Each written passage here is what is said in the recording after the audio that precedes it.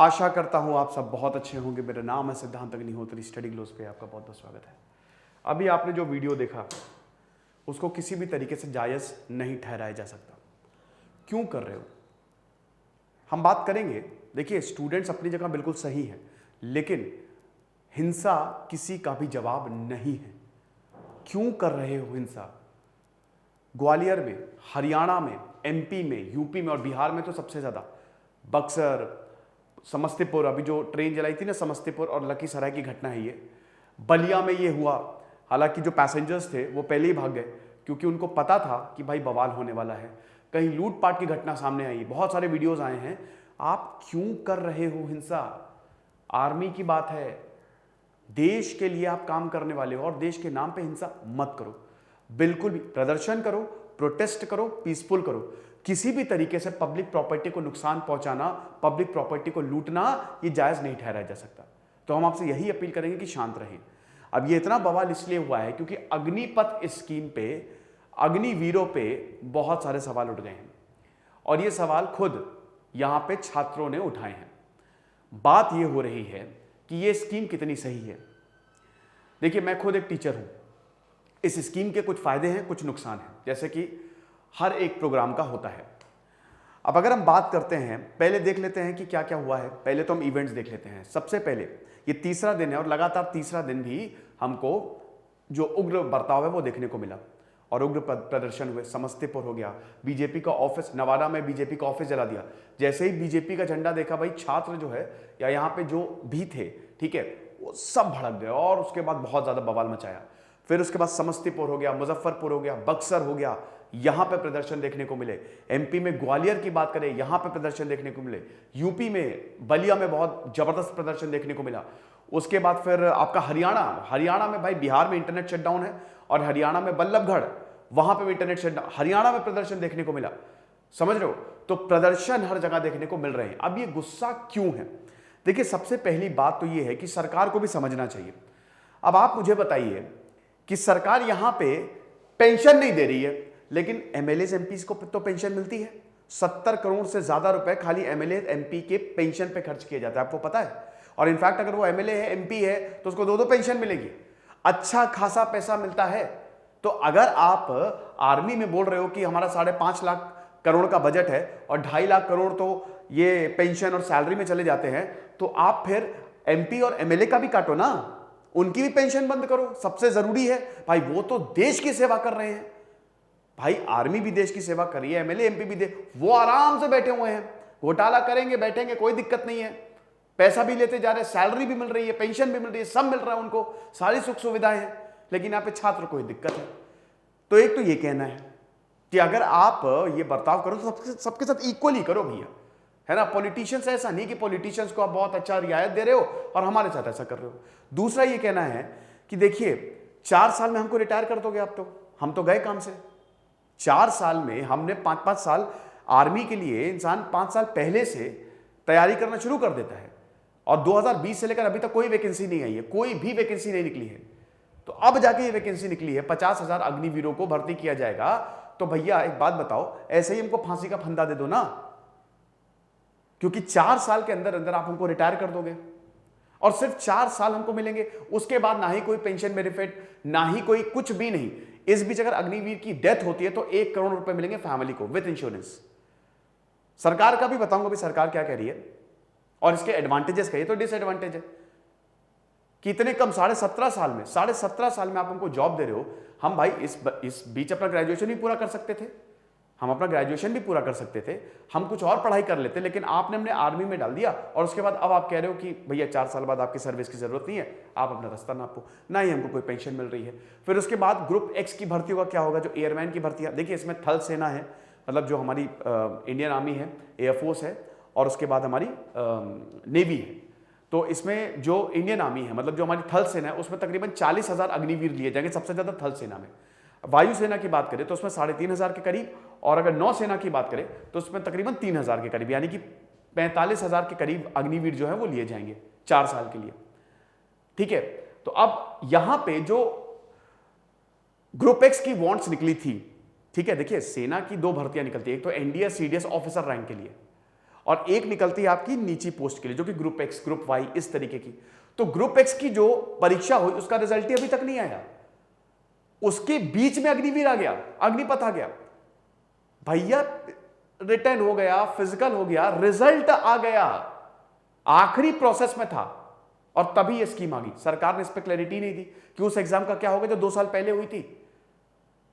क्योंकि देखिए पहले भाई 20 साल के लिए जो जैसे अगर आप ग्रुप एक्स में सिलेक्ट हुए तो आप 20 सालों के लिए जाओगे, 20 सालों के लिए आपको सर्विसेज मिलेंगे, आप 20 साल तक आर्मी में रहोगे, उसके बाद आपको रिटायर किया जाएगा, आपको पेंशन दी जाएगी, आपको सारे मेडिकल बेनिफिट्स दिए जाएंगे। यहां ऐसा कुछ नहीं है, इसलिए इतना ज्यादा गुस्सा है। अब इसके बेनिफिट्स क्या हैं? देखो भाई, बेनिफिट्स भी हैं, एडवांटेजेस हैं, डिसएडवांटेज हैं। सरकार ने 2 साल और कर दिया है। कुछ सेना के अधिकारी कह रहे थे कि 4 साल काफी कम है, आप उसको कम से कम 7 साल या 7.5 साल करो। तो सरकार ने बात मानी, तो 1 टाइम वेवर दिया है उन्होंने। अब उन्होंने 23 साल तक कर दिया। पहले 17.5 साल से 21 साल तक टाइम पीरियड था, 21 साल के बाद टाटा बाय बाय, अब उसको 23 साल कर दिया, यानी कि लगभग 6.5 साल कर दिया है। फिर सरकार का दूसरा पॉइंट ये वो ये कह रही है कि भैया 45,000 महीना तो अभी शुरुआत में मिलेगा, 50,000 से 60,000 तक आने वाले सालों में ये पैसा जाएगा। फिर उसके बाद कह रही है कि आज जब रिटायर हो गए आपको 12 लाख रुपए और दिए जाएंगे, और वो भी फ्री हैं, मतलब उसमें कोई टैक्स नहीं लगने वाला। फिर उसके बाद कि भैया 25% को हम रिटेन करेंगे, 25% को हम रिटेन करेंगे। आप ये क्यों बोल रहे हो? यानी कि उनको 15 साल की जो नॉर्मल सर्विस पीरियड होता है ना, वो दिया जाएगा, और बाकी 75% जो हैं उनको रिटायर कर देंगे। लेकिन बाकी जो सरकारी जॉब्स है ना, बीएसएफ, सीआईएसएफ, सबसे पहला प्रेफरेंस उन्हीं को मिलेगा। और भाई जो आगे भी एजुकेशन परस्यू करना चाहता है उनको 12th तक का सर्टिफिकेट हम देंगे, बिल्कुल देंगे हम 12th तक का सर्टिफिकेट। इग्नू से डिग्रियां भी देंगे ताकि पढ़ाई वेस्ट ना हो, वो हमने मेमोरेंडम ऑफ अंडरस्टैंडिंग साइन किया हुआ है। तो बेनिफिट्स बहुत ज्यादा हैं। हम यही बोलेंगे कि अभी थोड़ा सा शांत रहे। तो ये दोनों तरफ का मैंने बता दिया कि इधर छात्र क्यों नाराज हैं और सरकार का क्या कहना है। आर्मी का ये कहना है, जो रिटायर्ड आर्मी ऑफिसर्स हैं, कि भाई इससे देखिए एफिशिएंसी कम होगी, इससे एफिशिएंसी कम होगी। आप 6 महीने की ट्रेनिंग, 3 महीने की ट्रेनिंग, फिर उसके बाद और 3 महीने की, 6 महीने की ट्रेनिंग में आप किसी को जवान नहीं बना सकते, आपको वक्त लगता है, इससे एफिशिएंसी कम होगी। तो इसीलिए ये शायद सही नहीं होगा। कुछ आर्मी ऑफिसर्स का कहना है कि आप इसका टाइम पीरियड बढ़ाइए, 4 साल बहुत कम है, आप इसको कम से कम 7 या 8 साल करिए, कम से कम, मिनिमम है, मैक्सिमम तो कितना भी कर सकते हो, वो फिर फीजिबल रहेगा, ताकि बच्चों को करियर की चिंता ना हो। ठीक है? तो मेरे ख्याल में हिंसा किसी भी चीज का जवाब नहीं है। कुछ लोग इस आंदोलन, कुछ शरारती तत्व इस आंदोलन की आड़ में दिक्कत कर रहे हैं। तो किसी भी तरीके से सरकारी तोड़फोड़, हिंसा जवाब नहीं होना चाहिए। ये युवाओं को भी समझना चाहिए, ये स्टूडेंट्स को भी समझना चाहिए। आप क्या साबित करना चाह रहे हो? संवाद करो ना, आप बैठो, प्रोटेस्ट करो, पीसफुल प्रोटेस्ट करो, बैठो, बोलो कि भैया नहीं, हम सरकारी ऑफिस के सामने बैठेंगे, जब तक बातचीत नहीं होगी तब तक हम मानेंगे नहीं। बातचीत करो, लेकिन तोड़फोड़ करना, आगजनी करना, क्या कर रहे हो यार, क्या कर रहे हो? इससे तुम्हारा ही नुकसान होगा। आपको पता है सरकार के पास पूरा एकदम, उनके पास रीजन मिल जाएगा कि देखो भैया इनके लिए स्कीम लाते क्या कर रहा है, तो मत करो, ये एकदम भी मत करो। ठीक है? सरकार झुकी है, ऐसी बात नहीं है, 23 साल किया। और सरकार को भी समझना चाहिए कि देखिए इसमें पेंशन बेनिफिट्स तो दे सरकार, मेडिकल बेनिफिट्स दे, और छात्रों की जो मांग है वो भी माननी जाए। भाई आप इसका टाइम पीरियड भी बढ़ाइए। अग्निवीर स्कीम, देखिए मेरे हिसाब से अग्निवीर स्कीम सही है, लेकिन कुछ इसमें इंप्रूवमेंट की जरूरत है ना? क्योंकि डेफिनेटली आपका अच्छा खासा खर्चा बचेगा, आपको आर्मी में जाने का मौका मिलेगा, आप डिसिप्लिन्ड हो जाएंगे, बहुत ज्यादा डिसिप्लिन हो जाएंगे, प्रेफरेंस मिलेगी। लेकिन अगेन बात यही आ जाती है कि बहुत कम टाइम है, ये बहुत कम। और उसके बाद जो पेंडिंग वैकेंसीज है उसका क्या? आपने ग्रुप एक्स का एग्जाम करवाया, उस पर आपने कोई क्लैरिटी ही नहीं दी, तो उस पर क्लैरिटी सरकार भी ना कुछ बताती ही नहीं है, इसीलिए तो विरोध होते हैं। सरकार आधी अधूरी बात बता के छोड़ देगी। आप एक एक चीज पे क्लैरिटी दो ना, एक प्रेस कॉन्फ्रेंस की बस खत्म, पूरा बताओ कि भैया जो वैकेंसी है, रेजिमेंटल सिस्टम में कोई चेंज नहीं हुआ है फिलहाल, तो उसमें कोई चेंज नहीं होगा, जो वैकेंसीज हैं वो आपको प्रॉपर आती रहेंगी। ऑफिसर लेवल की जॉब में आपको कोई दिक्कत नहीं है, इधर भर्तियां देखिए, क्योंकि डर ये भी है ना कि भाई ग्रुप एक्स की भर्ती खत्म, अब जो भी भर्ती होगी ना वो यहीं से ही होगी, तो इसीलिए और ज्यादा दिमाग खराब है कि भाई हम इतना मेहनत कर रहे हैं खाली इस चीज के लिए, ये क्या बकवास है यार। तो सरकार को बैठना चाहिए और एक ऐसी गाइडलाइंस निकालनी चाहिए, या जो रूल्स एंड रेगुलेशंस हैं वो ऐसे होनी चाहिए ताकि छात्र भी खुश हों, और छात्र को भी हिंसा नहीं करनी चाहिए, सरकार से बातचीत करनी चाहिए। लेकिन सरकार भी बातचीत करने के लिए तैयार हो, है ना, ये भी एक बात है, लेकिन हिंसा रास्ता नहीं है। तो जो भी इसको सपोर्ट कर रहा है या जो भी इसमें शामिल है, भैया हम लोग तो यही बोलेंगे, स्टडी ग्लोव्स की तरफ से विनती है कि आप बिल्कुल पीछे हट जाएं, ऐसे प्रोटेस्ट करें, लेकिन इस तरीके का वायलेंट प्रोटेस्ट जो है वो किसी भी तरीके से सही नहीं है।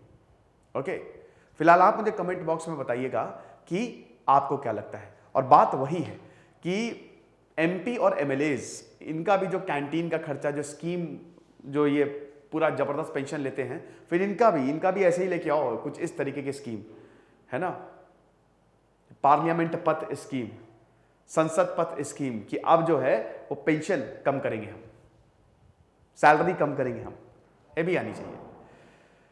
तो ये लेक्चर था, और बाकी हमारा यूपीएससी का शानदार कोर्स जो है वो लॉन्च हो गया है, आप उसको जरूर अवेल करिएगा। कॉम्बो हमने लॉन्च किया है, हिस्ट्री ऑप्शनल प्लस आपका यूपीएससी 2023 और पीएसआई ऑप्शनल प्लस यूपीएससी 2023। तो अगर आप उसको लेते हैं तो आपको कंपैरेटिवली काफ़ी सस्ते में मिलेगा। याद रखिएगा कि आज 17 तारीख है और आज रात 12 बजे तक आखिरी दिन है सेल का, तो ज़रूर अवेल करें। Thank you so much.